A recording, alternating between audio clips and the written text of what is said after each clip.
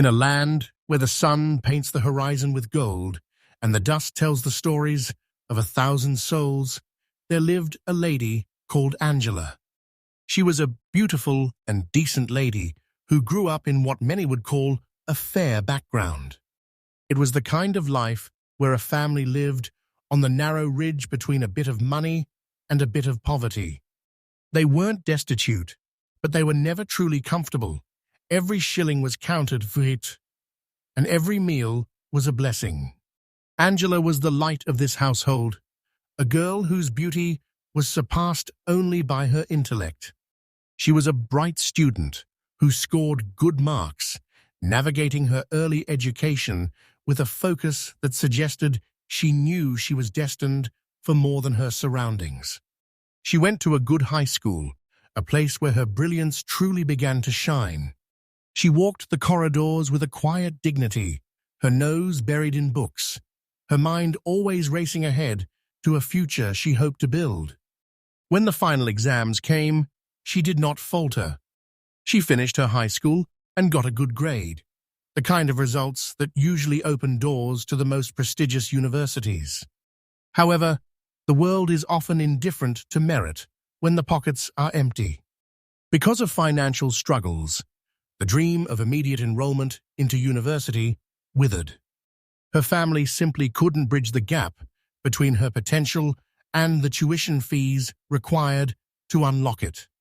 Angela was not one to sit and weep over her circumstances. She knew she had to hustle for her future university fee.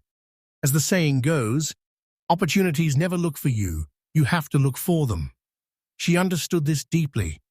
In an African economy, finding a job is a monumental task. It is so hard unless you know someone. The who-you-know culture often leaves the brightest stars in the dark. But Angela never gave up. Despite not having any professional papers beyond her high school certificate, she carried herself with an air of certainty. She knew and believed that one day she would find a job, and the energy of her spirit matched her belief. The universe eventually yielded to her persistence. She was lucky enough to find a job at a restaurant in the uptown town areas. It wasn't the corporate office she dreamed of, but it was a start. She was getting paid little, but it was enough money for a girl with a plan.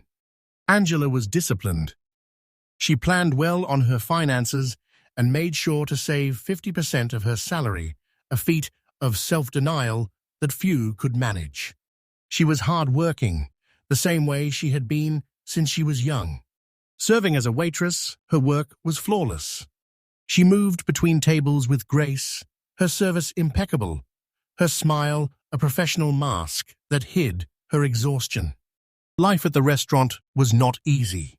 She had a very strict and harsh boss who seemed to find pleasure in belittling the staff. Angela endured every insult, every barked order, and every unfair criticism.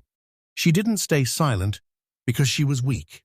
She stayed silent because she was focused on her future plans.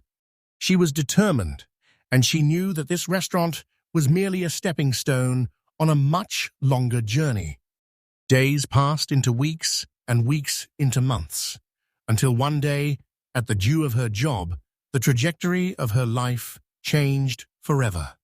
She was doing her normal job, moving through the routine of orders and clearing tables, until a young, handsome-looking man entered the restaurant.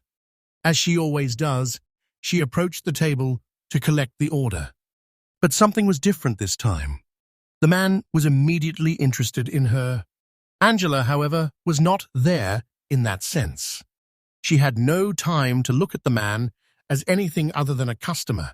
She was busy with her job and her goals. She stood ready with her notepad, but the man was confused. His name was Alvin. Alvin was not just any man. He was a manager at a big tech company. He was brilliant, sitting at a high level within his organization, a man used to making decisions and leading people.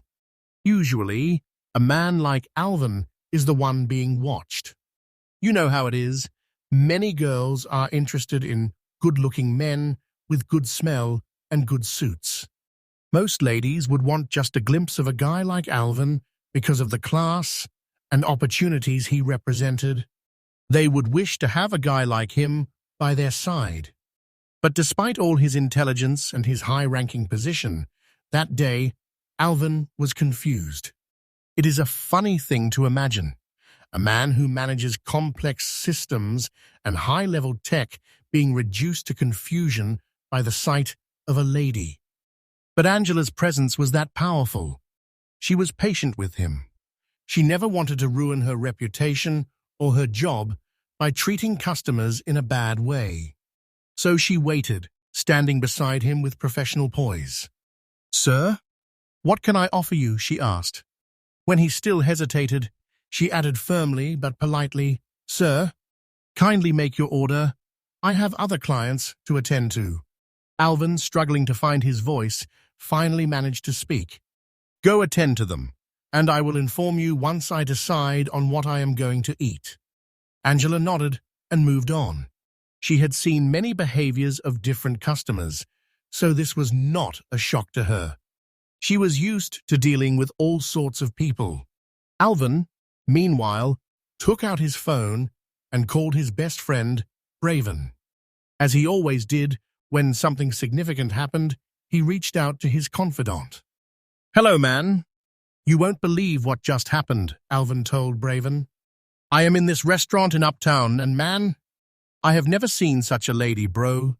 She's a queen." Braven laughed loudly through the phone. "Alvin, you are joking of all things. A girl has you this worked up?" Alvin was serious. "Bro, I wish you could see her." Braven encouraged him to stop hiding behind the phone. "Make a move and try your luck." They finished the call, and Alvin took a deep breath. He looked in the mirror of his own confidence. "I can do this. I am a man. In fact, no woman can resist me." He believed in himself. It was time to make an order. He lifted his hand, signaling Angela. She approached with a majestic walk that made it impossible for Alvin to look away. But when she arrived at the table, he lacked words again. The nervousness was so intense that his appetite vanished. "I'm not hungry," he said, his voice a bit shaky. "Kindly help me with a glass of water." It was a weird thing. He felt full just from the sheer adrenaline of being near her. He drank the water, paid, and left without making a real move. Back at his office, Alvin found he couldn't work properly. His mind was a loop of Angela's face and her majestic walk. His workers were lucky that day. Usually he was a hands-on manager, but that day he never even came out of his office. He sat there and vowed to himself, "I have to get that girl. She has to be mine." The next day, he returned to the restaurant, his heart set on seeing her. But unfortunately, Angela was not at work. He looked all over the restaurant, scanning every face, but there was no sign of her. Desperate, he called over another waitress. "Excuse me, have you seen a girl who is one of you?" She had braids and was light-skinned. "I don't know her name, but maybe you know her." The waitress laughed, realizing another man had fallen under the spell. "Ooh, you mean Angela?" Alvin felt a jolt of recognition. Yes, her. He remembered seeing the name on her tag. The waitress's next words shattered his mood. Actually, yesterday was her last day at work. She resigned to go back to her studies. Alvin was in disbelief. He felt his heart shuttered. The one person he was determined to find had vanished just as he found the courage to seek her. He started overthinking. Maybe he wasn't lucky. Maybe she wasn't meant for him. But he gave himself courage. He thought, maybe she's not even single.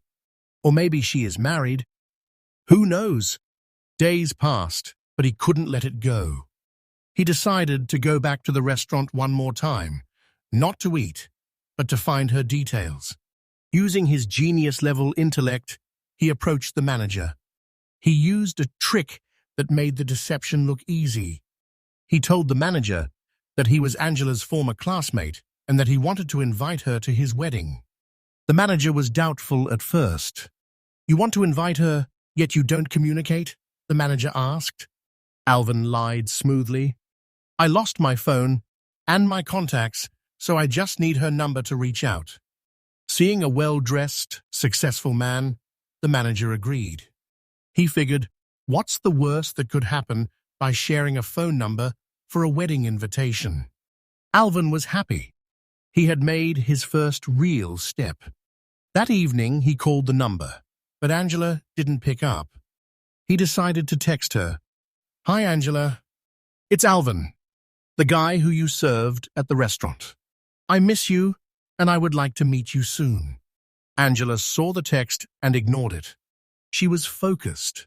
She didn't want any man's distraction because she knew how easily a man can mess up a woman's life and her future.